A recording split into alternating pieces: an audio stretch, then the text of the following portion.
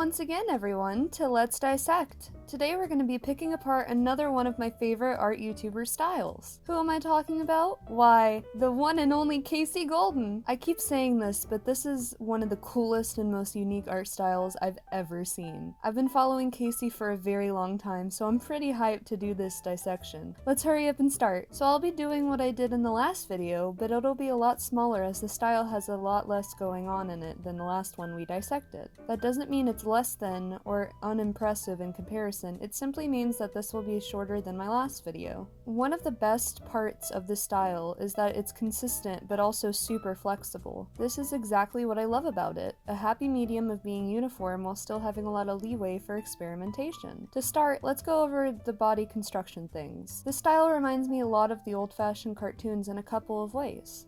First, the eyes. The eyes are either smallish ovals or large cartoony ones that have pupils similar to classic cartoon characters. The eyes seem to be more than one eye width apart in a lot of illustrations, but I'm using the small oval eyes, so it'll be different anyways. The mouths are also reminiscent of old cartoon mouths, wide and angled sometimes. I might be using a lot of sometimes and usuallys, because, like I said, Kasey's art style is super flexible. The jaws come in a lot of different shapes, but I'm just going to be focusing more on the rounded or square ones in my own artwork.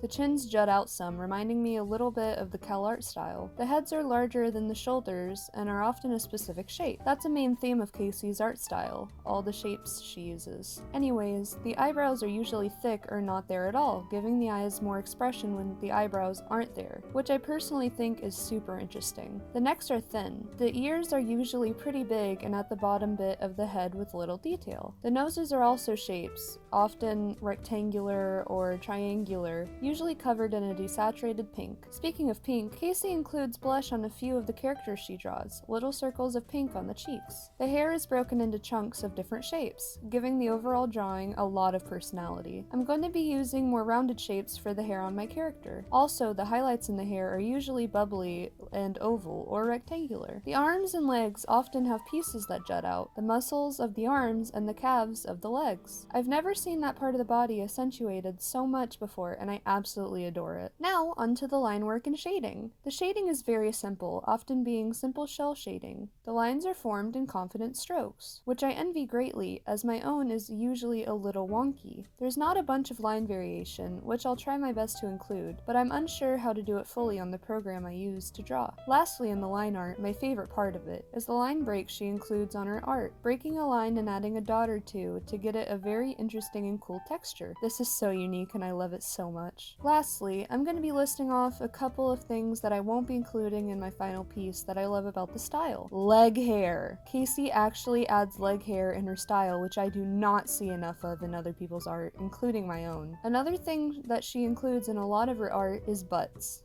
Kasey just really likes drawing butts, which I do not blame her for. And that finishes off the dissection process, so let's take all the pieces and make a drawing of our own. Kasey Golden is an amazing art YouTuber that has inspired me in a few different ways. Just by her art existing, it's opened my eyes to the extent of what my own art style could be. That I could have a style that does wacky things without it being outside of the style's parameters.